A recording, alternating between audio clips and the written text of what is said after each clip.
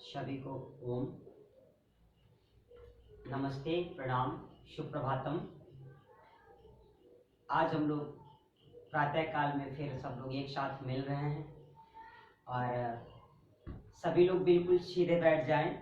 हम सभी योग साधक भाई बहन का और जो भी लोग लाइव जुड़ करके योग का लाभ ले रहे हैं, हम उन सभी दिव्य आत्माओं को प्रणाम करते हैं और MDVTI इंडिया की ओर से उनका हार्दिक स्वागत एवं अभिनंदन करते हैं। तो आइए हम लोग कक्षा को शुरू करने से पहले थोड़ी सी मुख पे हमारी प्रसन्नता हो, इस बात का हमें विशेष ध्यान रखें क्योंकि हम योग का सत्र अटेंड कर रहे हैं। और जब हम योग करने के लिए बैठे तो हमने कल की कक्षा में कहा था कि हम जब भी योग करने के लिए बैठे तो 1 घंटे के लिए सब कुछ भूल जाएं, सारी चीजों को, सारे कार्यों को उसी की स्थान पे छोड़ करके आप केवल योग के स्थान पे अपने मन को लगाएं। तो आइए योग शुरू करने से पहले हम लोग गायत्री मंत्र, स्वाध्याय मंत्र, महामृत्युंजय मंत्र, कुछ मंत्रों का जाप कर सकते हैं। तो सभी लोग सीधे बैठ जाएं, मुख पे प्रसन्नता, चेहरे पे कोई निराशा का भाव नहीं, माथे पे कोई शिकन, कोई तनाव ना हो। दोनों हाथ को ऊपर लाएं, अंगुष्ठ भाग को तर्जनी अंगुलियों से मिलाते हैं, शेष अंगुलियां एक साथ लगी हो, ध्यान मुद्रा की स्थिति बनाएं और आप दोनों हाथों को धीरे धीरे नीचे की ओर ले आएं। मुख पे प्रसन्नता बनी रहे और गहरी सांसों को भरिए। ओमकार के साथ हम कक्षा की शुरुआत करते हैं।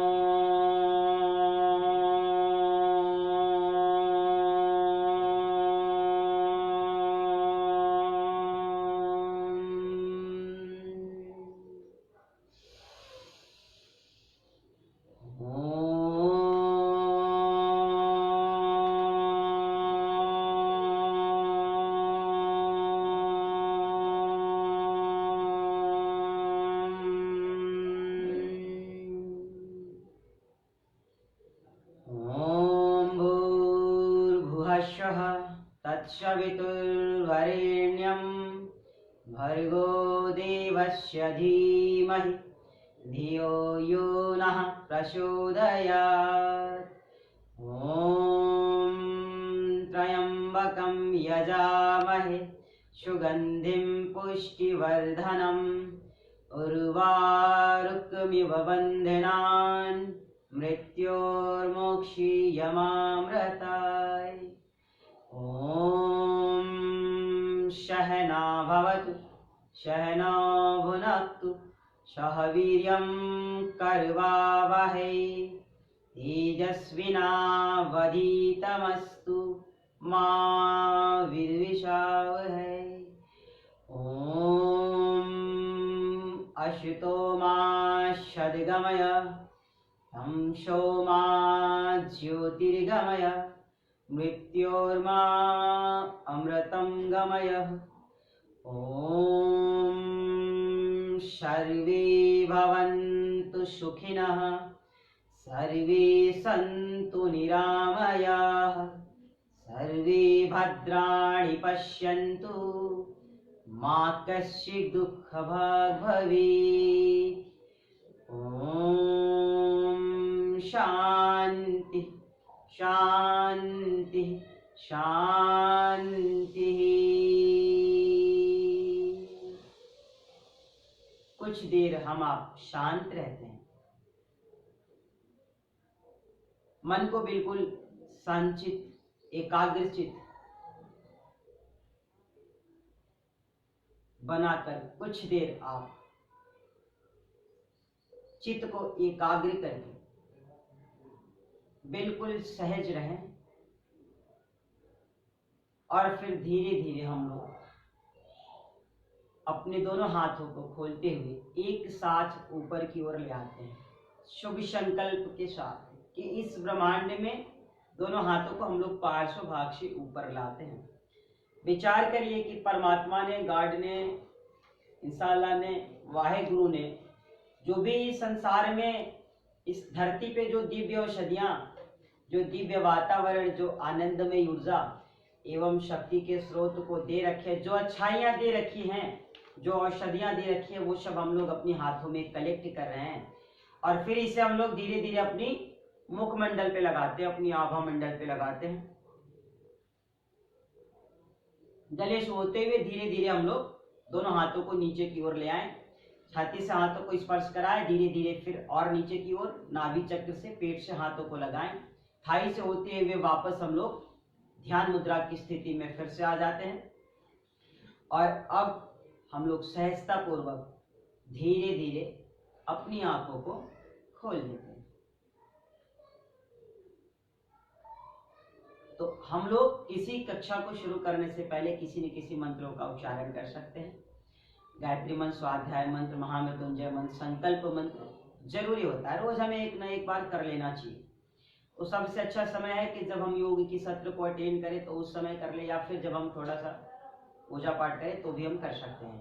तो आइए योग को शुरू करने से पहले हम लोग कुछ विशेष बातों को भी 2 मिनट सुनेंगे और उसके बाद फिर हम लोग योग को शुरू करेंगे।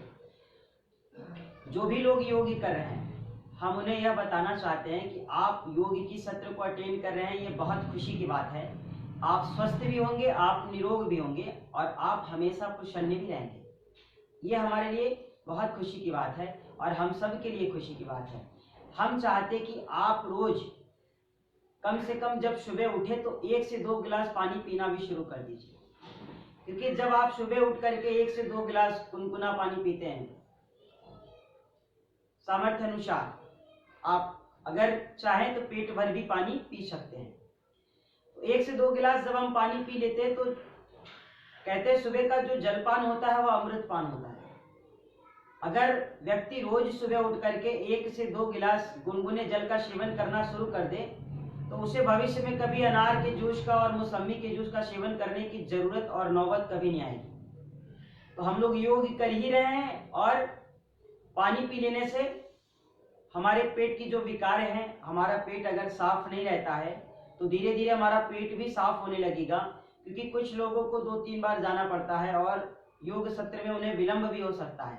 तो वो लोग रोज गुनगुना पानी पिया करें। गुनगुना पानी 1 से 2 गिलास उकड़ू मुकड़ू बैठ करके जब आप पिएंगे तब आपको पेट की समस्याओं से निजात मिलेगा। तो आप लोग रोज गुनगुना पानी भी पीना शुरू कर दीजिए, जिससे कि आपके पेट अच्छे हो जाएं और आपका योग करने में, प्राणायाम करने में, साधना करने में आपका मन अच्छे से लग सके। तो आइए आज हम लोग खड़े होकर के थोड़ा सा अभ्यास करेंगे और ध्यान देना है कि हर अभ्यास को हम लोग 1 से 2 बार तो अभी कर रहे हैं, मगर हमें अपनी दिनचर्या में इसको कम से कम एक आसन को 3 से 5 बार या फिर सामर्थ्य के अनुसार करना है। तो कुछ आसनों को हम लोग फिर से करेंगे जो कि भूलने ना पाए, क्योंकि कुछ नहीं, बहुत लोग ऐसे हैं जो रोज नए जुड़ रहे हैं, हमारे साधक, हमारे भाई बहन, तो उन्हें इन सब चीजों का बोध नहीं है। तो इसलिए आज हम लोग फिर से एक बार खड़े होकर के आसनों को करेंगे। हर आसनों को करते हैं उसके लाभ के भी बारे में जानेंगे, उसके हानि के भी बारे में जानेंगे और कोशिश करें कि लगन के साथ करें, प्रसन्नता के साथ। लगन तुझसे लगा बैठे जो होगा देखा जाएगा। तो आइए हम लोग खड़े हो जाते हैं। दोनों पैरों को हम सीधा कर दिए, पैरों को हमने पीछे की ओर ले जाके वज्रासन की स्थिति में बैठे। अब हम धीरे से आराम से उठ जाते हैं। अब आप भी धीरे धीरे अपनी स्थान पर उठ जाएंगे। तो रोज हमारे साधक भाई नए जुड़ रहे हैं तो उन लोगों के लिए भी बहुत जरूरी है थोड़ा शरीर से कसरत भी करना चाहिए और योग के साथ साथ, प्राणायाम के साथ साथ हमें सारी चीजों का ध्यान रखना है कि कौन सा योगासन किस स्थिति में किसे नहीं करना चाहिए। इस बात का भी हमें बहुत अच्छी तरीके से जानकारियां रखनी है। तो हम क्या करते हैं, पहले दोनों पैर की पंजों को मिला लेते हैं दोनों पैर के पंजों को हमने मिला लिया, दोनों हाथों को हम जांघ की बगल में, थाई की साइड में लगा देते हैं। हम सबसे पहले करेंगे ताड़ासन। ताड़ासन हमारी हाइट को इंक्रीज करता है। जिन बच्चों की लंबाई नहीं बढ़ती हो उन लोगों के लिए बहुत ही अच्छा आसन है। ताड़ासन करने से बच्चों की हाइट इंक्रीज होती है। ताड़ासन जब हम करते हैं तो कहते हैं जो हाइट को इंक्रीज करने वाले जो पॉइंट्स होती हैं पैर की अंगुलियों में भी होते हैं। तो उसमें क्या होता है, जब हम पैर की अंगुलियों पर स्टैंड होते हैं तब वो जो हमारी पॉइंट्स है वो रीजनरेट हो जाती है, जिससे कि हमारी रुकी हुई हाइट क्या होती है, इंक्रीज होने लगती है। तो आपके लिए भी अच्छा है, आप इसे करेंगे तो आपके शरीर से थकान और तनाव दूर हो जाएगा, आपके शरीर में जो आलस्य है वो दूर हो जाएगा, जो प्रमाद है वो दूर हो जाएगा। और अगर छोटे बच्चे करेंगे तो भाग से खोला। अब क्या करते हैं, दोनों हाथ की हथेलियां हम चेंज करते हैं। अब इसे धीरे धीरे दोनों हाथ की जो हमारी कोहनी, कंधों को आप बिल्कुल कान से लगाइए, ये देखिए, कोशिश कीजिए। कुछ लोग क्या करते हैं कि ऐसे किए रहते हैं, ये इसमें थोड़ा सा स्पेस होता है, ये दूर होता है। तो इस तरीके से ताड़ासन करने से कोई विशेष लाभ नहीं होता है। आइए दोनों हाथों को और ऊपर ले जाइए, आप बिल्कुल ऊपर हाथ की पंजों को मिला दीजिए, ब्लॉक कीजिए हाथों को, हथेलियां आसमान की ओर। ये देखिए, धीरे धीरे आपको देखना है और धीरे धीरे ही करना है इसको। हमने हाथों को पूरा ऊपर पहुंचा दिया है, जहां तक हमारा हाथ जा सकता है वहां तक हम इससे ले जाते हैं। अब क्या करते हैं, हम लोग धीरे धीरे अपनी पैर की अंगुलियों पर खड़े हो जाते हैं। सांसों को भरते हुए हमें दोनों पैर की अंगुलियों पर खड़े रहना है। अब आप इस आसन में कम से कम 5 से 10 सेकेंड तक रुक सकते हैं। रोक के रखते हैं, कुछ देर आप रुके, फिर धीरे धीरे सांसों को बाहर करते हुए हम लोग अपनी पैर की एड़ियों को धीरे धीरे नीचे लाते हैं। फिर हाथों को आप धीरे धीरे सर पे लगाएं, हथेलियां आसमान की ओर, और धीरे धीरे हम लोग अपनी दोनों हाथों को पार्श्व भाग से खोल देते हैं। ध्यान देना है, करने में सावधानी ये होनी चाहिए। कुछ लोग क्या करते हैं, ऐसे हाथ सामने से उठाते हैं और ऐसे खड़े हो जाते हैं और फिर सीधे वापस आ जाते हैं। तो इस तरीके से किया हुआ ताड़ासन आपको कोई बहुत विशेष फायदा नहीं पहुंचाएगा। इसलिए जो आसन करने के तरीके होते हैं हमको उसके बारे में भी बहुत विशेष ध्यान रखना है। एक बार फिर करेंगे, आप लोग ध्यान से देखिए। गहरी सांसों को भरते हुए अब आप दोनों हाथों को ऊपर ले चले, हथेलियां आसमान की ओर। धीरे धीरे हम लोग हाथों को ऊपर ले चलते हैं, दोनों हाथों को आप ब्लॉक कीजिए और फिर धीरे धीरे हम लोग अपनी दोनों पैर की अंगुलियों पर खड़े हो जाते हैं। सामर्थ्य अनुसार हम रोक के रखते हैं 3 to 5 सेकेंड, 5 to 10, 10 to 20, जितना आप इसे रोक सके। फिर धीरे धीरे हम लोग सांसों को बाहर करते हैं, एड़ियों को जमीन पे लगाएं, दोनों हाथों को सर के ऊपर लगाएं, हाथों को फिर से ऊपर उठाते हैं और धीरे धीरे इसे पार्श्व भाग से वापस लाते हैं। ये हमारा हो गया ताड़ासन। हाइट को इंक्रीज करने के लिए ताड़ासन बहुत उपयोगी है। अब हम करेंगे तिर्यक ताड़ासन। दोनों पैर के पंजे बिल्कुल वैसे रहें, आपको कुछ नहीं करना है, हाथों को भी बिल्कुल वैसे ही ले जाना है। आइए दोनों हाथों को हम लोग फिर से पार्श्व भाग से खोलते हैं। तिर्यक ताड़ासन, तिर्यक ताड़ासन करिए भी और इसके लाभ के बारे में भी आप सुनते रहिए। जिन व्यक्ति का कूल्हा बढ़ जाता है, कुछ लोगों का कूल्हा बहुत बढ़ जाता है, चर्बी बढ़ जाती है पेट की और साइड से कूल्हे की चर्बी बढ़ जाती है, तो उन लोगों के लिए भी बहुत जरूरी है और हाइट को तो इंक्रीज करता ही है।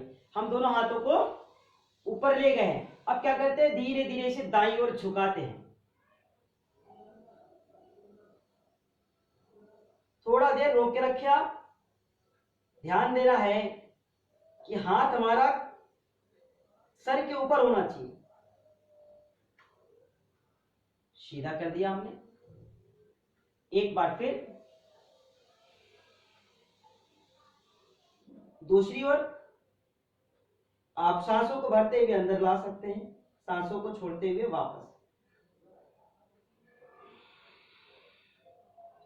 एक एक बार फिर कीजिए। अब कुछ लोग क्या करेंगे, यहीं तक होगा उनका, तो कोई बात नहीं। अगर यहां तक हो रहा है तो इस चीज को हम लोग क्या करते हैं कि सीधा रखते हैं। अगर ये हमारा सीधा नहीं है तो फिर इसका बहुत लाभ नहीं होगा, क्योंकि हमारे कंधों में खिंचाव नहीं होगी। कुछ लोगों को स्पोंडिलाइटिस वगैरह की समस्या हो जाती है, कुछ लोगों को कूल्हे की चर्बी की समस्या हो जाती है, और अगर इस स्थिति में वो अगर ऐसे ही करेंगे तो ना तो उनके कूल्हे पे जोर पड़ता है और ना ही कंधे पे जोर पड़ता है। इसलिए जब हम आसनों को करें तो उसके तरीके के बारे में भी हमको बहुत अच्छी तरीके से जानकारी रखनी चाहिए। एक बार फिर कीजिए, हथेलियां आसमान की ओर ले जाएं, धीरे धीरे प्रसन्नता के साथ आपको करना है। मुख पे पूरी प्रसन्नता बनी रहे। योगाभ्यास करते समय आपको निराश नहीं रहना है। आइए एक बार फिर से करते हैं। धीरे धीरे आप हाथों को नीचे ले जाएं, घुटनों को बिल्कुल सीधा रखते हैं। थोड़ी देर आप इसे रोक के रखें।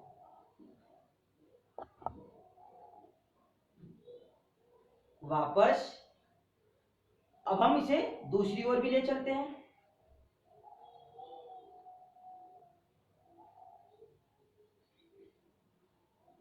वापस दोनों हाथों को नीचे लाते हैं। तो ध्यान दीजिए, तिर्यक ताड़ासन। तिर्यक ताड़ासन से कूला तो कम होता है, स्पॉन्डिलाइटिस वगैरह की भी समस्या जो यहाँ होती है कम हो जाती है। दूसरी क्या होती है कि उदर विकार की जिनको समस्या होती है, कुछ लोगों को पेट में भी बहुत समस्याएं होती है, तो उनके लिए भी यह अति उत्तम आसन है। अब हम आसनों को चेंज करते हैं। अब हम दोनों पैरों में थोड़ा जगह बनाते हैं। हमने किया ताड़ासन और फिर तिर्यक ताड़ासन। अब हम करेंगे कोणासन और त्रिकोणासन। तो सबसे पहले हम लोग कोणासन करेंगे और कोणासन के बाद फिर हम त्रिकोणासन करेंगे। तो कोणासन करने के लिए क्या करते हैं कि दोनों पैर के बीच में थोड़ा जगह बनाते हैं। ध्यान देना है, कोणासन उन व्यक्ति को नहीं करना है जिनके कमर में दर्द रहता है। जिस व्यक्ति के कमर में दर्द हो, जिन भाई बहन के कमर में दर्द हो, उन्हें बताया जाता है कि आगे झुकने वाले आसनों को उन्हें नहीं करना है। तो क्योंकि जब हम कोणासन करते हैं तो हम कूल्हे से अपने शरीर को बैंड करते हैं, ऊपर वाले हिस्से को। तो उस स्थिति में क्या होता है, कमर का दर्द बढ़ जाता है। तो उन्हें ध्यान देना है, जो कमर के पेशेंट है उन्हें कोणासन नहीं करना है। इस बात का विशेष ध्यान रखें। कोणासन करने के लिए क्या करते हैं, दोनों पैरों में 1.5 फीट के जगह बना लेते हैं हम। आप अपने पैर की सामर्थ्य के अनुसार, अपनी हाइट के अनुसार जगह बना लें। हम क्या करते हैं, बिल्कुल सीधे खड़े हैं। अभी कोणासन करना है हमको। कोणासन भी उसी के लिए है। ध्यान दीजिए, एक तरीके से ये हाइट की इंक्रीज करने के लिए और कूल्हे को कम करने के लिए पैकेज ही है इसका पूरा। तो हम लोग कोणासन करेंगे। कोणासन में कुछ नहीं करना है, दोनों हाथ को बिल्कुल हम अभी सीधा रखते हैं। ये देखिए, हमने दोनों हाथों को सीधा रखा है। दोनों पैर के बीच में हमारे 1.5 फीट का जगह। अब हम क्या करते हैं, सांस को भरते हैं। जब हम सांस को भरते हैं तो अपनी दाहिने हाथ के पंजे को बाएं पैर की एड़ी के पास, बाएं पैर की पंजे के पास, जहां आप पहुंचा सके, आगे पीछे अपने से ट्राई कर लीजिएगा, होना चाहिए आगे। अब हम अपनी सामर्थ्य के अनुसार करेंगे कि हम कितना अच्छा कर सकते हैं। हमने दोनों हाथों को बिल्कुल पार्श्व भाग में सीधा रखा है, इस बात का ध्यान है। अब क्या करते हैं, हम दाहिने हाथ को बाएं पैर के पंजे के पास लाते हैं। और जब दाहिने हाथ को बाएं पैर के पंजे के पास आप लाएंगे और जो बायां हाथ होगा वो आपका ऊपर की ओर जाएगा, तो आपकी जो दृष्टि होगी वो ऊपर की ओर होगी, हाथ के पंजों पे। तो आइए एक बार फिर सांस को भरिए धीरे धीरे। अब इसमें ध्यान देना है, कुछ लोग क्या करते हैं, ऐसे झुक जाते हैं। ये देखिए, सावधानी ध्यान रखना है इसमें। कुछ लोग कोणासन करते समय यहां से सीधे ऐसे झुक गए, ये मतलब ये यहां से उठाए और यहीं पे ऐसे झुक गए, इस बात का ध्यान रखना है। आइए हम लोग सीधे हैं। अब ये देखिए कूला, हमारा ये कूला, ये देखिए कूला चेंज हो रहा है ये। अब हम इसको नीचे बाएं पैर की पंजे के पास लगा दिया, दूसरा हाथ ऊपर की ओर, इसे आप रोक के रखें। फिर धीरे धीरे वापस, हमने एक तरफ से कर लिया कोणासन, अब दूसरी तरफ से करना है।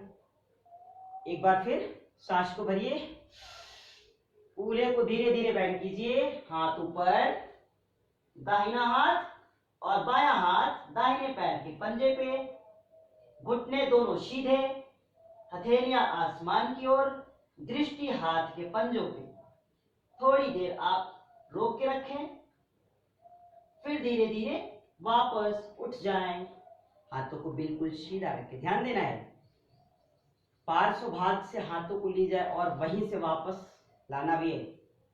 हम लोग एक बार फिर कर लेंगे। कुछ लोग को समझ में नहीं भी आता है तो कम से कम 2 बार आप इसे कर लीजिए। हाथों को सीधा रखिए और एक बार फिर सांस को भरते हुए दाहिने हाथ को नीचे लाइए, हल्का हल्का कूल्हे को बैंड कीजिए, बायां हाथ ऊपर की ओर, दृष्टि हाथ के पंजों पे, दोनों पैर के घुटनों में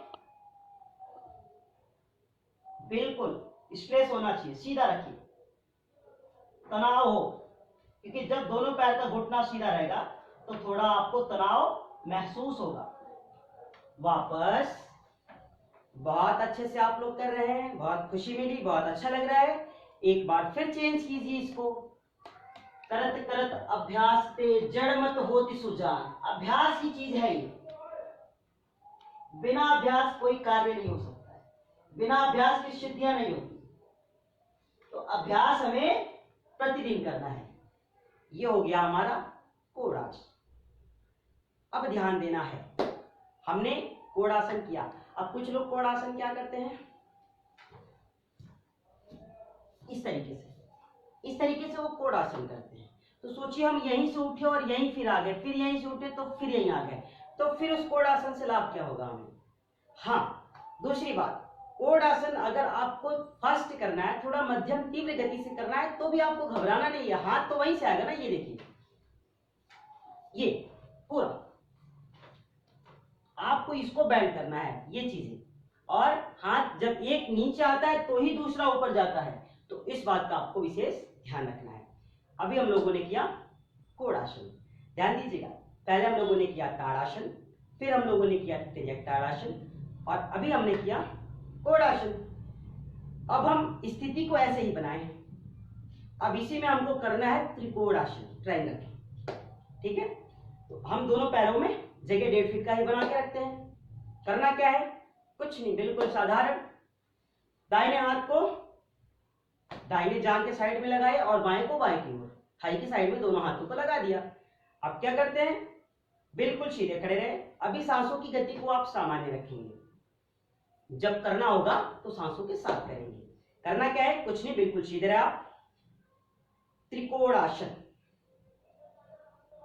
दाहिने हाथ को हम ऊपर की ओर लाते। ये देखिए, हमारी जो नजरें हैं वो हाथ की पंजों पे है, इस बात का आपको विशेष ध्यान रखना है। अब कुछ लोग क्या किए, त्रिकोणासन करना है, यहां से उठाए और सीधे ला दिए, गलत है। आप हाथों को उठाइए, देखिए ये हथेलियां आसमान की ओर। अब जब हमारा दाहिना हाथ ऊपर की ओर आता है, जैसे जैसे हम दाईं हाथ को ऊपर की ओर लाते हैं, वैसे वैसे ही हमारा बायां हाथ जो होता है वो धीरे धीरे नीचे की ओर जाता है। और जितना जाए आप उतना ले जाए, सामर्थ्य अनुसार करना है, कोई बहुत जबरदस्ती नहीं इसमें। और जबरदस्ती जब आप करेंगे तो इससे आपको कोई बहुत विशेष लाभ नहीं होने वाला है। इसलिए जब भी आप इसे करें तो सामर्थ्य के अनुसार करें और धीरे धीरे करें। करना कुछ नहीं है, हम बिल्कुल सीधे खड़े हैं। आइए, युवाओं के लिए बहुत अच्छा आसन है। जो भी 18 वर्ष से लेकर के 40 वर्ष की आयु के लोग हैं, इस सभी आसनों को करेंगे। हथेलियां आसमान की ओर, धीरे धीरे हम लोग सांस भरते हुए दाहिने हाथ को ऊपर की ओर लाते हैं, कूल्हों में खिंचाव। धीरे धीरे आप हाथों को नीचे लाएं, ये, और बिल्कुल नीचे लगाएं, रोक के रखें, पंजे दोनों सीधे, इस बात का विशेष ध्यान हो। कम से कम 5 से 7 सेकेंड आप रुकें। जब आप इतना करेंगे तो बढ़ी हुई जो कूल्हे हैं, आपके जो कूल्हे की चर्बी बढ़ गई है वो धीरे धीरे कम हो जाएगी। आपके कंधों में खिंचाव होगा, आपकी कोहनी में खिंचाव होगा, आपके घुटनों में खिंचाव होगा। धीरे धीरे वापस। जब सारे नस नाड़ियों में खिंचाव होगी तो फिर आप धीरे धीरे स्वस्थ होते चले जाएंगे। चेंज, एक बार बाईं ओर से कीजिए। सांस को भरते हुए हम लोग धीरे धीरे ऊपर की ओर आते हैं। जितना आप झुक सकें सामर्थ्य अनुसार। इसमें भी ध्यान देना है, हमारे हाथों में खिंचाव हो, पंजों को बिल्कुल सीधा रखें आप, और थोड़ा देर रोक के रखें। कुछ देर आप रुकें,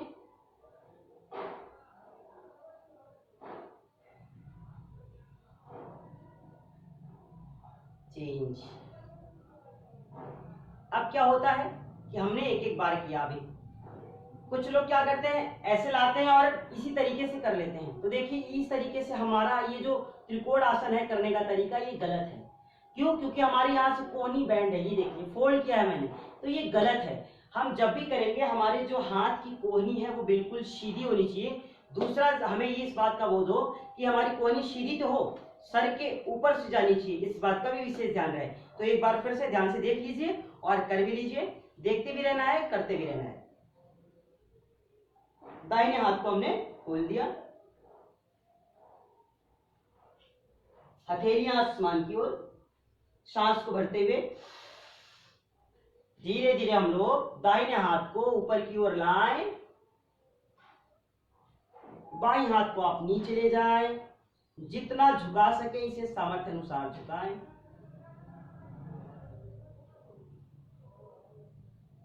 थोड़ा देर आप इसे रोक के रखें, कुछ देर रोक के रखना अति आवश्यक है। सामर्थ्य अनुसार फिर धीरे धीरे वापस। एक बार फिर, क्योंकि दोनों ओर से हमें दो बार करना है। आइए एक बार फिर से कर लीजिए, बहुत अच्छा है। धीरे धीरे आप इसे ऊपर लाएं, दूसरे हाथ को धीरे धीरे नीचे ले जाएं, थोड़ा देर रोक के रखें, घुटनों को सीधा रखना है, इस बात का भी ध्यान रहे।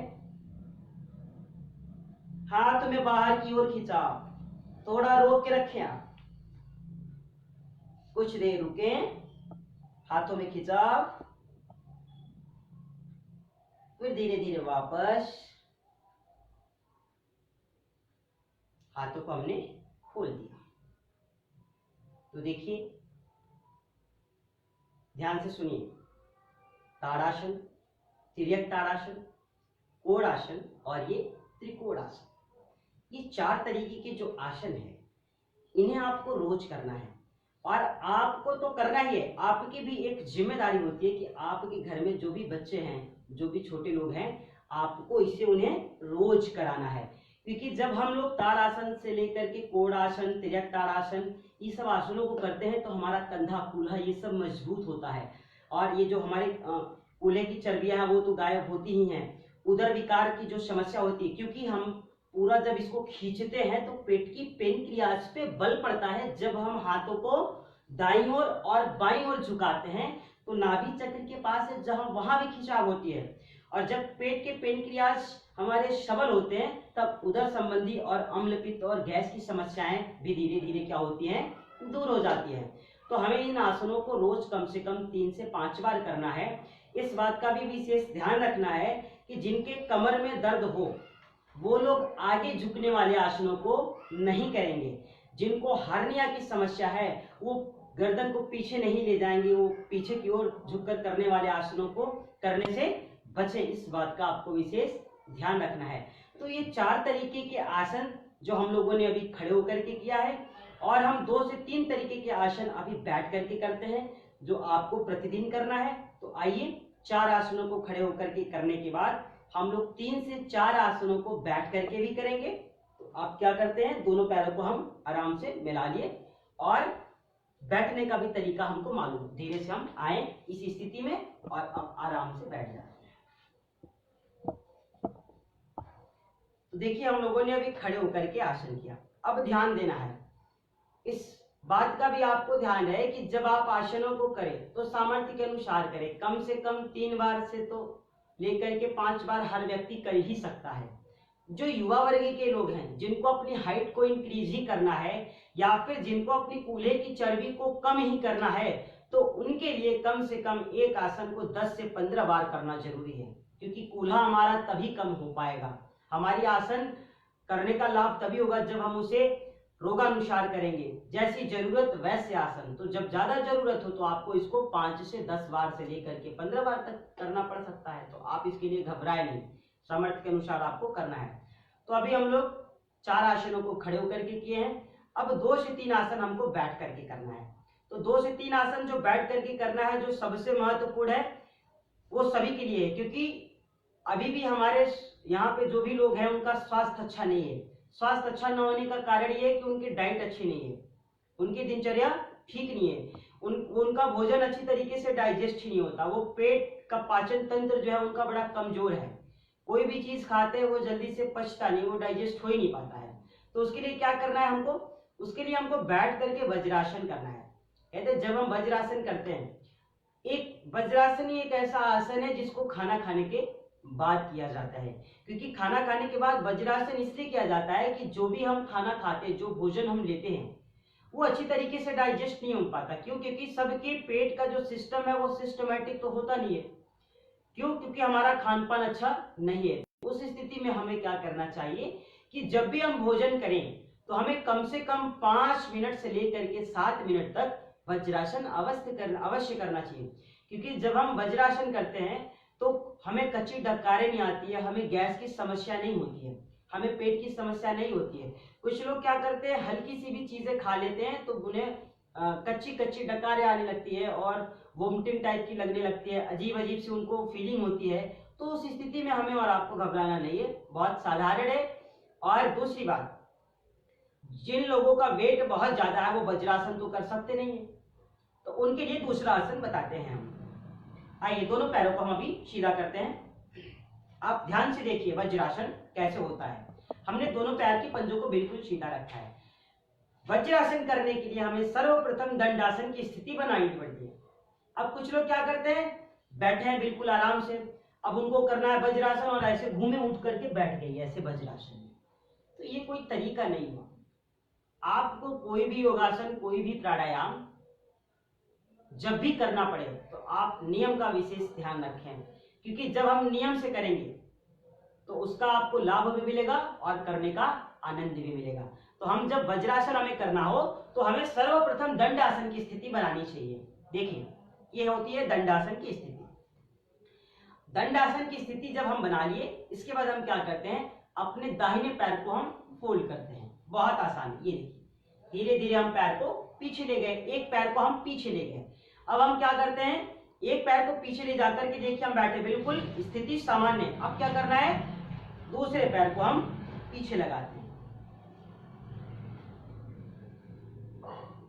दोनों पैर को पीछे लगा के जो हमारी पंजे हैं वो जमीन की ओर हो और दोनों एड़ियों के बीच में हमारा नितंब।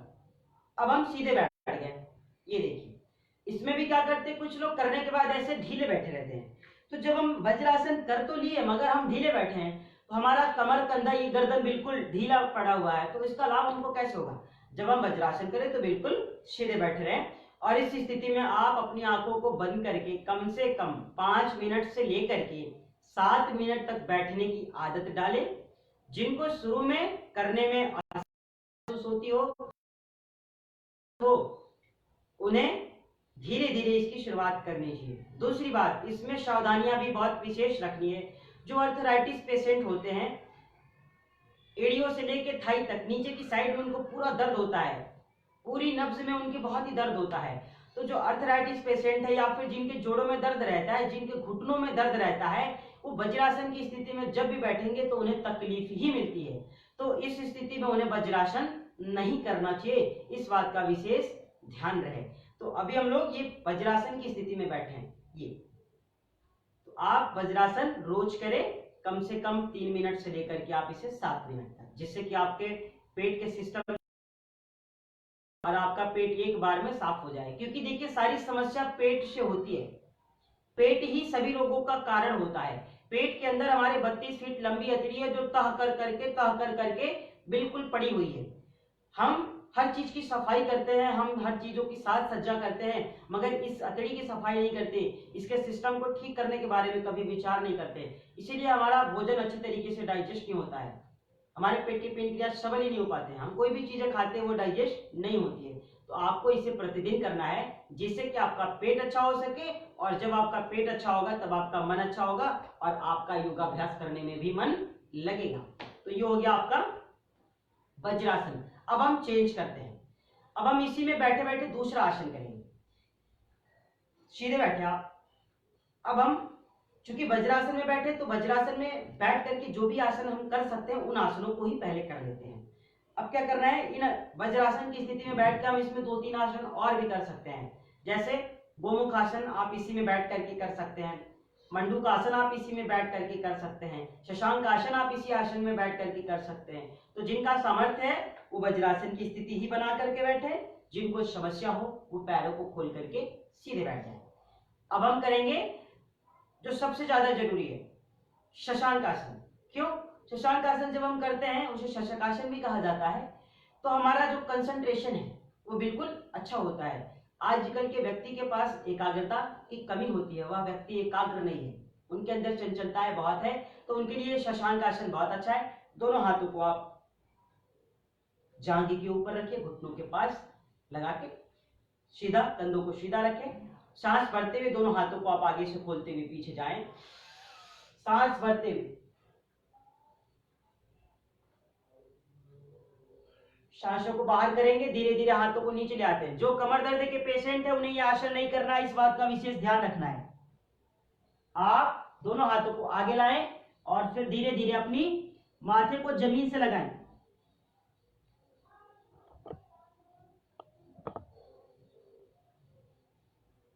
फिर धीरे धीरे हम ऊपर की ओर आते हैं।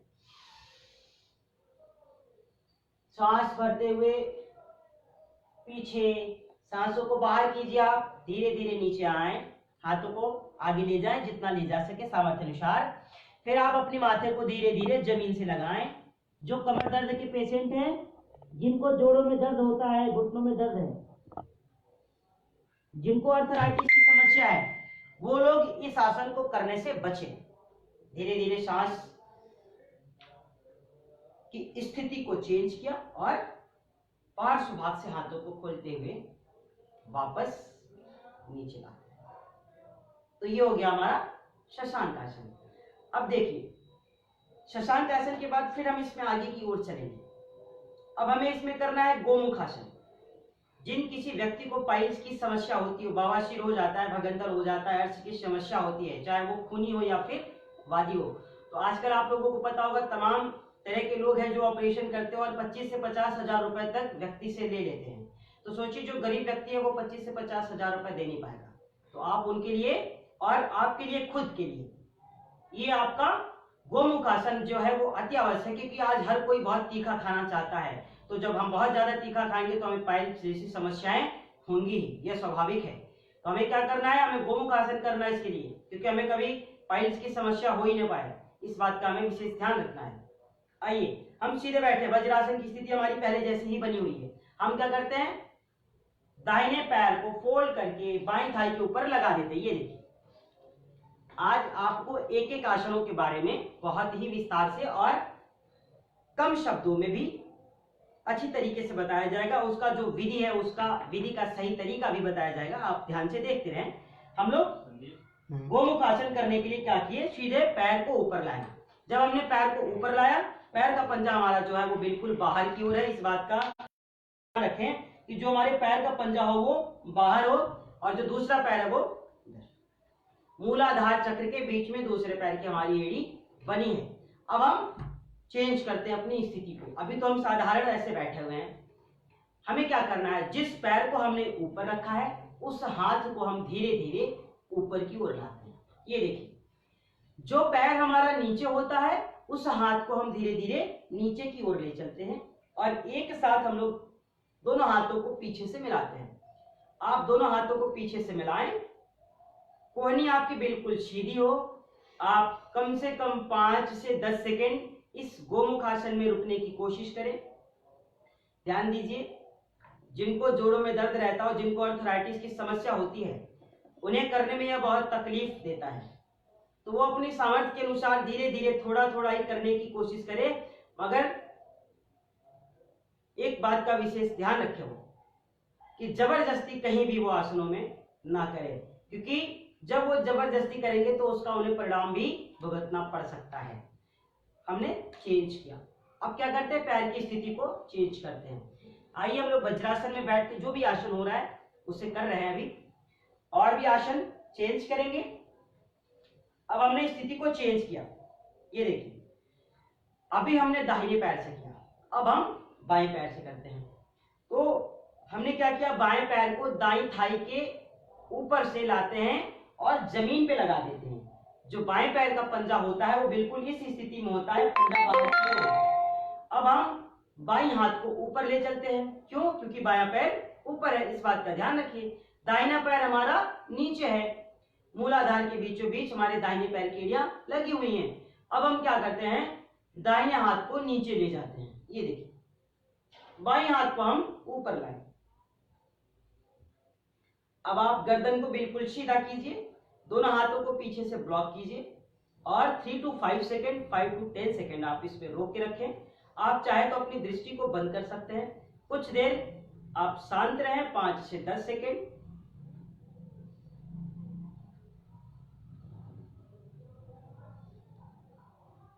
फिर धीरे धीरे हम लोग हाथों को खोल देते हैं और स्थिति को चेंज करते हैं।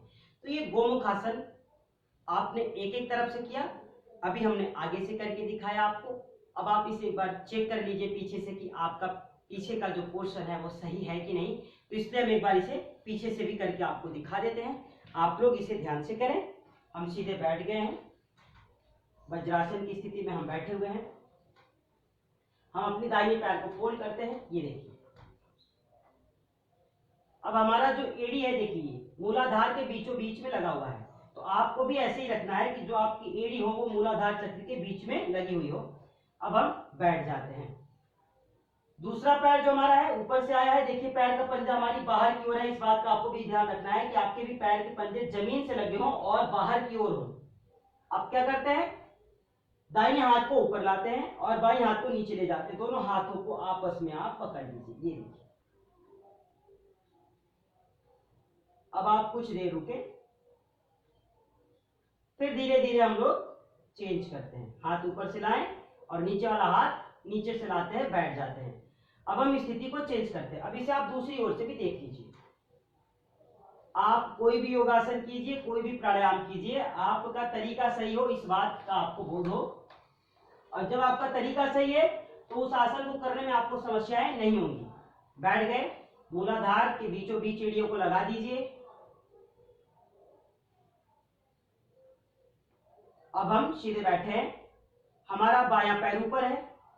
तो जब हमारा बायां पैर ऊपर होता है तो हम बाएं हाथ को ऊपर ले चलते हैं, दायां हाथ नीचे से ले जाएं, फिर से इसे पकड़ लीजिए। आप जिनके हाथ पकड़ में ना आए उन्हें घबराने की कोई जरूरत नहीं है, वो धीरे धीरे करेंगे। प्रतिदिन जब वो करने लगेंगे तब उनको करने में कोई समस्याएं नहीं होंगी और धीरे धीरे उनका गोमुखासन अच्छे से होने लगेगा। अब हम धीरे धीरे हाथों को वापस लाते हैं, चेंज करते हैं। अब हम स्थिति को बदलते हुए सामान्य तरीके से बैठ जाते हैं। तो ये हुआ हमारा गोमुखासन। तो ध्यान देना है कि हमें रोज कम से कम 3 से 5 आसन, 5 से 7 आसन, और हो सके तो सूर्य नमस्कार। कल की कक्षा में हम आपको सूर्य नमस्कार भी कराएंगे और सूर्य नमस्कार का लाभ क्या होता है इसके बारे में भी हम आपको बताएंगे। तो जब हम सूर्य नमस्कार कराएंगे और उसके लाभ के भी बारे में आपको बताएंगे, तब आपको करने में भी आनंद आएगा और आप उसे प्रतिदिन करेंगे। तो हम सूर्य नमस्कार कल के दिन कराएंगे आप सभी लोगों को, और तब तक आप लोग 3 से 5 आसन जो भी आपको बैठ करके आता है, जो लेट करके आता है, जो खड़े होकर के आता है, उन्हें आप करने की कोशिश कीजिए। क्योंकि जब आप रोज करेंगे, अभी धीरे धीरे जब आपके शरीर खुलेंगे तब जाकर के आपका सूर्य नमस्कार अच्छी तरीके से हो सकता है। अन्यथा क्या होता है कि सूर्य नमस्कार करने में थोड़ी सी तकलीफ होती है और थोड़ी समस्याएं आती है, वो हर आसनों में आती है। तो उस स्थिति में हमें घबराना नहीं है। जितने आसन आपको बताए जा रहे हैं आप उसकी अभ्यास को करते रहिए, और उसके बाद हम लोग धीरे धीरे सूर्य नमस्कार भी करेंगे और उसके लाभ के बारे में जानेंगे। क्योंकि सूर्य नमस्कार कर लेने से संपूर्ण शरीर को पूर्ण आरोग्य की प्राप्ति होती है, पूरे शरीर को पूर्ण आरोग्य मिलता है सिर्फ सूर्य नमस्कार कर लेने से। तो हम सूर्य नमस्कार के बारे में आपसे कल चर्चा करेंगे और आपके साथ हम सूर्य नमस्कार कल करेंगे भी। तो अब हम लोग सीधे बैठ जाते हैं, क्योंकि करना क्या है कि प्राणायाम तो हमें और आपको प्रतिदिन करना है। और रोज नए नए साधक जुड़ रहे हैं, रोज नए भाई लोग देख रहे हैं, रोज नए लोग हमसे और आपसे, हमारे और आपसे परिवार से जुड़ रहे हैं। तो हमें उनका भी ध्यान रखना है और प्राणायाम को कभी नहीं छोड़ना है। प्राणायाम हमको प्रतिदिन करना है, क्योंकि प्राणायाम से ही चित्त की शुद्धि होगी। हम रोज बताते हैं आपको, प्राणायाम से हमारे चित्त की शुद्धि होगी, प्राणायाम से हमारा मन शांत होता है, प्राणायाम से हमारे मन में अच्छी अच्छी विचारें उत्पन्न होती है, हमारी विचारधाराएं बदल जाती है। प्राणायाम से ज्यादा लाभ होता है। प्राणायाम से आप संकल्प के साथ जब प्राणायाम करते हैं तो जैसा संकल्प होता है वैसा आपको प्राणायाम का फायदा होता है।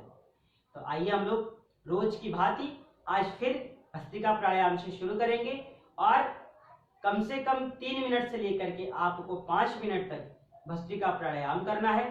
तो हम क्या करते हैं, दोनों हाथों को बिल्कुल सामान्य अवस्था में ध्यान मुद्रा की स्थिति में बनाएं, घुटनों पे लगाएं और गर्दन को सीधा रखते हैं। कमर को भी सीधा कीजिए, कंधा बिल्कुल सीध में, पीछे से हमारी स्पाइन बिल्कुल बिल्कुल 90 डिग्री के एंगल में होनी चाहिए, स्पाइनल कॉर्ड हमारी सीधी हो।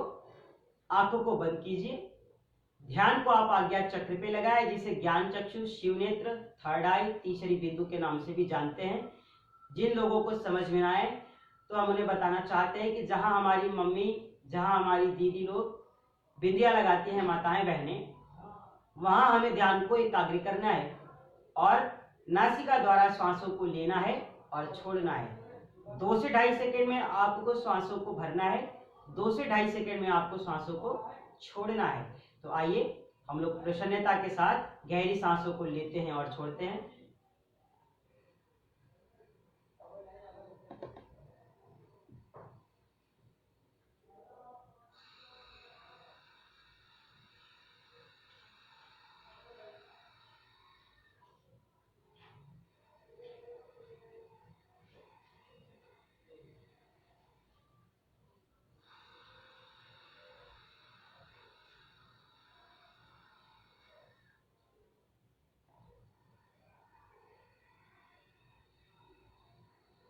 पूरे सांसों को आप भरिए।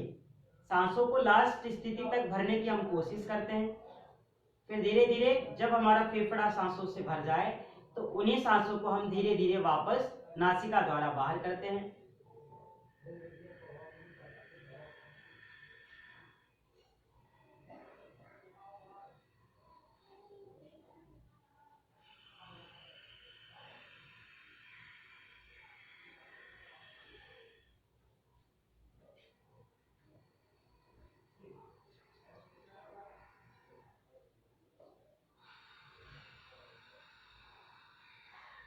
लगातार आप करते रहेंगे और सुनते भी रहेंगे। प्रसन्नता के साथ अपनी आंखों को बंद करके आप निरंतर गति से प्राणायाम को करते रहें, क्योंकि जब हम प्राणायाम करते हैं तो कम से कम ध्यान देना है कि 5 मिनट एक प्राणायाम हमें अवश्य करना है। आप प्राणायाम करते रहिए, जब आपका समय हो जाएगा तो हम आपको दूसरे प्राणायाम के लिए लेकर चलेंगे। तो अभी आपको कम से कम 5 मिनट तक इस प्राणायाम को करते रहना है। जिन लोगों को शुगर की समस्याएं रहती हो, जिनको बीपी की समस्याएं रहती हो, चाहे उनका शुगर लेवल ज्यादा हो या कम हो, बीपी कम हो या ज्यादा लो हो या फिर हाई हो, उनके लिए, जिनको माइग्रेन की समस्या रहती है, जिनको हृदय रोग रहता है, जिनके कॉन्स्टिपेशन ठीक नहीं रहते हैं, जिनके उदर ठीक नहीं रहते हैं, ऐसे तमाम रोगों के लिए भस्त्रिका प्राणायाम अति उत्तम प्राणायाम है। भस्त्रिका प्राणायाम करने से व्यक्ति के अंदर जो ऊर्जा होती है वो कई गुना बढ़ जाती है, क्योंकि जिन व्यक्ति के अंदर क्षमता नहीं होता है, उनका विल पावर अगर कमजोर है तो उनका विल पावर बिल्कुल अच्छा हो जाता है। और जब वो कम से कम 5 से 10 मिनट करना शुरू कर देते हैं तो उनके अंदर धीरे धीरे शुरू हो जाता है। और जब वो प्राणायाम करें तो इस बात का ध्यान दें, उन्हें बताना भी है कि यह प्राणायाम, जिनको जोड़ों में दर्द रहता हो, जिनको गठिया की समस्या हो गई हो, जिनको अर्थराइटिस की समस्या होती है, वो लोग इस प्राणायाम को बैठे बैठे संकल्प के साथ केवल करना शुरू कर दे, रोज 5 से 10 मिनट। तो ये जो भी व्याधियां हम बता रहे हैं वो आपके शरीर में रहेगी ही नहीं, वो छोड़ करके चली जाएगी। आपको कुछ करना नहीं पड़ेगा, आपको केवल एक कार्य करना पड़ेगा कि आपको निरंतर गति से संकल्प के साथ भस्त्रिका प्राणायाम को अवश्य करना पड़ेगा। क्यों? क्योंकि जब आप इसे करेंगे तभी आपको लाभ होगा, अन्यथा आप केवल सुन ले, आप केवल देख ले, उससे आपको कोई लाभ होने वाला नहीं है। दूसरी बात, हम जब भी भस्त्रिका प्राणायाम करें कोशिश करें कि हम इसे नियमित करें। हो सकता है कि किसी दिन हम इसे ना कर पाए, वो अलग बात है, मगर हमें अपने नियम में इसको बनाना है कि हमें इसको छोड़ना नहीं है और प्रतिदिन निरंतर गति से नियत समय पर हमें इसे करना है। इस बात का हमें बोध रहे। आइए अब आप अपने सांसों की गति को बिल्कुल सामान्य कर दीजिए।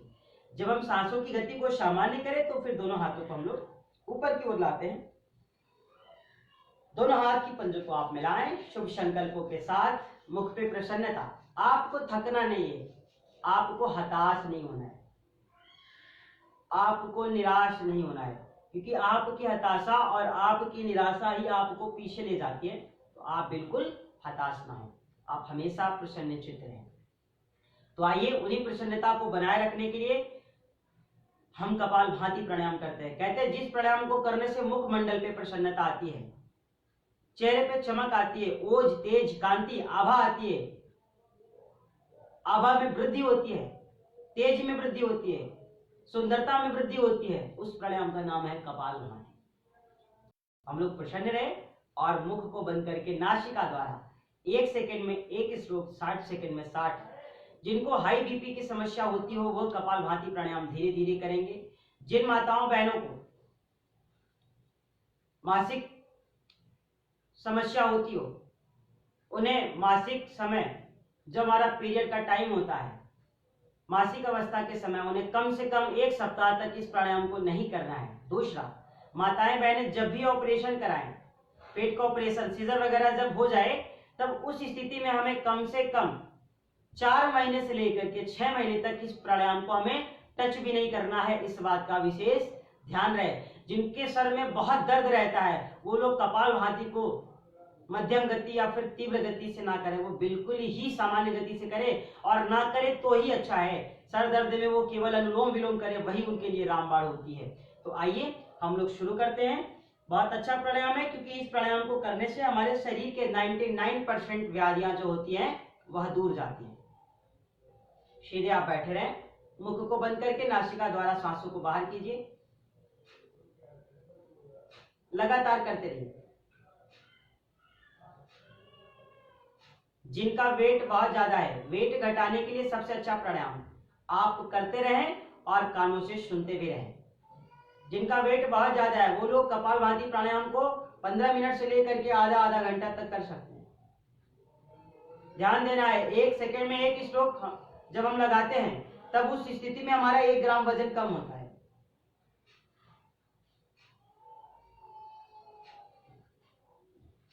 लगातार करेंगे। मुख पे प्रसन्नता आप देखते भी रहिए। अगर आपको लगे कि हम प्रसन्न नहीं है तो आप आंखों को खोल करके देख लीजिए, प्रसन्नता के साथ करना है। आप मुझे देख के प्रसन्न होइए थोड़ा, मैं क्यों प्रसन्न हूं।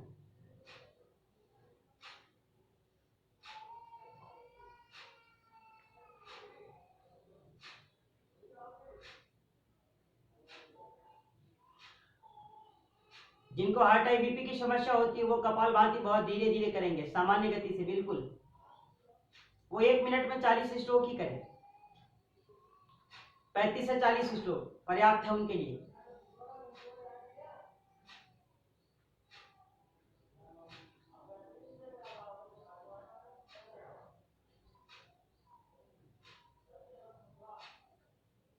प्रसन्नता के साथ। जब आपके पेट में दर्द हो तो आप घबराएंगे नहीं, थोड़ा देर रुक जाएंगे और रुकने के बाद फिर आप कपालभाति प्राणायाम को शुरू करेंगे।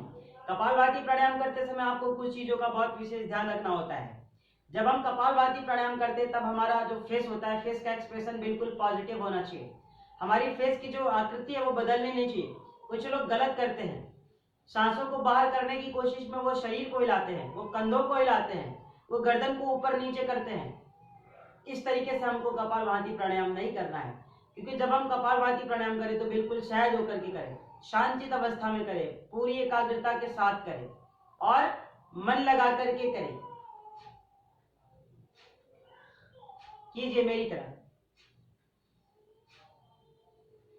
मुख पे प्रसन्नता, चेहरे पे कोई निराशा का भाव नहीं, माथे पे कोई शिकन, कोई तनाव ना हो। लगातार कीजिए।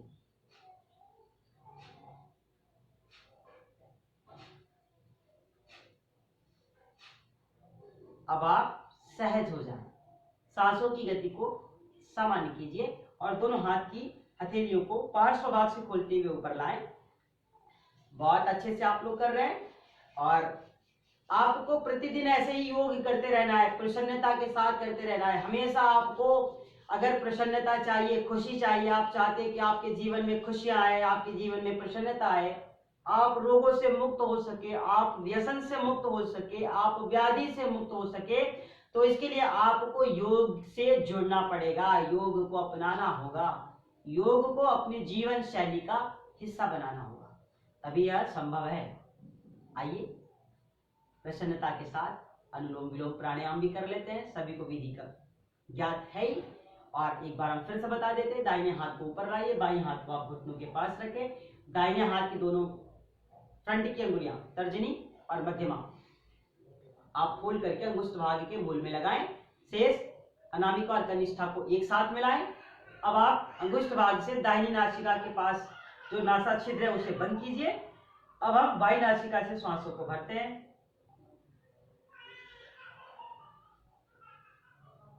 अब अनामिका और कनिष्ठ से आप बाईं नासिका को बंद कीजिए। अंगुष्ठ भाग को हटा दीजिए दाईं नासिका से। उन्हीं सांसों को आप दाईं नासिका द्वारा धीरे धीरे बाहर कीजिए।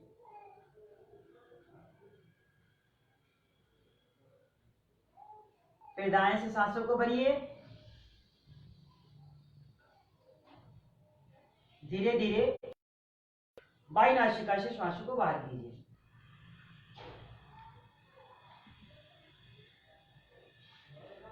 एक बार फिर कीजिए। बाएं नासिका द्वारा श्वासों को भरिए। बाईं नासिका को बंद कीजिए। दाईं नासिका द्वारा श्वासों को बाहर करें।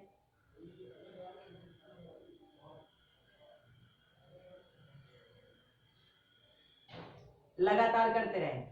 बाएं नासिका से श्वासों को लेते हैं, दाएं से छोड़ते हैं, फिर दाएं से लेते हैं और बाईं से छोड़ते हैं, तब जाकर के यह एक चक्र कहलाता है। शुरू में हमें सामर्थ्य अनुसार करना है। शुरू में आप सांसों को कोशिश कीजिए कि जितने समय में ले कम से कम उतने समय में छोड़ पाए, क्योंकि जब हम अनुलोम विलोम या नाड़ी शोधन प्राणायाम करते हैं तो कहते हैं अगर हम सांसों को 2 सेकंड में भरते हैं तो जब छोड़ना होता है तो धीरे धीरे हम इसे 4 सेकंड में छोड़ने की कोशिश करते हैं, और अगर 1 सेकंड में भरते हैं तो धीरे धीरे हमें सांसों को 2 सेकंड में छोड़ने की कोशिश करनी चाहिए, जिससे कि हमें बल की प्राप्ति हो, हमारा फेफड़ा मजबूत हो सके, हमारी स्टेमिना अच्छी हो सके।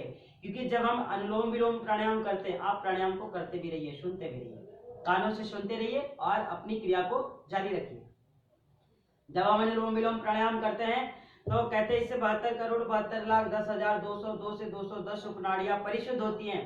सोचिए, एक प्राणायाम करने से हमारे शरीर की इतनी ढेर सारी नब्ज जब परिशुद्ध होती है।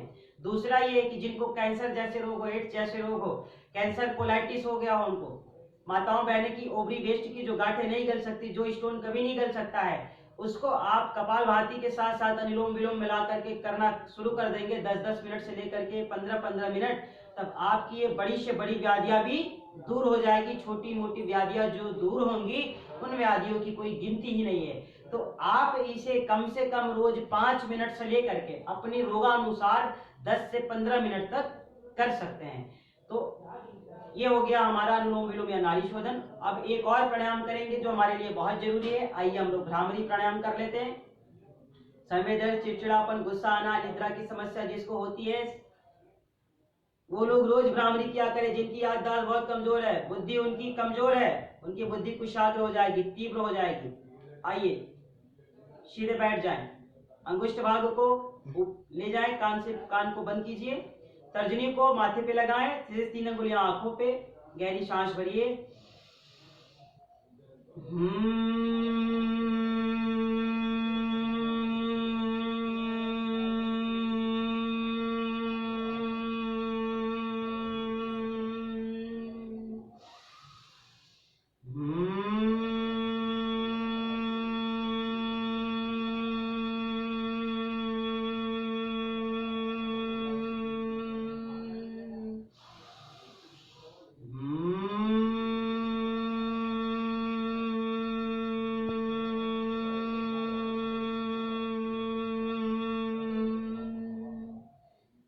अब आप सहज हो जाएं। फिर दोनों हाथों को आप आपस में मिलाएं, फ्रंट से हिलाएं, हाथों को मिलाएं एक साथ, आपस में हाथों को रश करें। थोड़ा और तेजी से इसको मिलाएं, फिर इसे अपने मुखमंडल पे लगाएं, आंखों की सिकाई कीजिए और फिर धीरे धीरे आप सहज हो जाएं। अब आप अपनी आंखों को खोल दीजिए। तो देखिए, हमें रोज योग से जुड़ना है और लोगों को जोड़ना है, क्योंकि जब हम योग से जुड़ेंगे और जब लोगों को जोड़ेंगे, क्योंकि जब हमारे पास अगर कोई विद्या है और हम अगर उसे बांटेंगे तो वो बढ़ेगी ही, वो कम नहीं होगी। इसलिए आपको योग करना भी है और दूसरों तक इसे पहुंचाना है। तो आज सभी साधक भाई बहनों का हम MDBTI इंडिया परिवार की तरफ से बहुत बहुत अभिनंदन करते हैं कि उन्होंने योग की सत्र को ज्वाइन किया। और हम आपसे एक अनुरोध भी करते हैं कि आप अपने इष्ट मित्रों को भी बताएं, वो MDBTI की पेज को लाइक करें और रोज प्रतिदिन 8 बजे से लेकर के 9 बजे तक चल रहे निःशुल्क योगा सेशन को ज्वाइन करें। यही हमारी आपसे प्रार्थना है। मेरी प्रार्थना को आप स्वीकार करें। तो आइए अब हम लोग समापन की ओर चलते हैं, सीधे बैठ जाएं।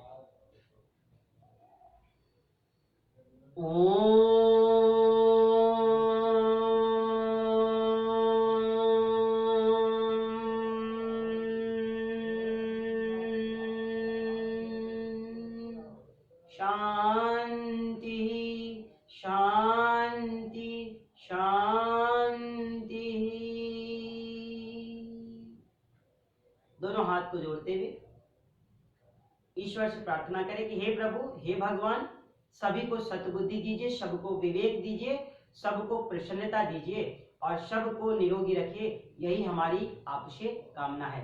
सभी के अंदर विराजमान उस परम पिता परमेश्वर को मेरी ओर से कोटि कोटि प्रणाम। ओम शांति।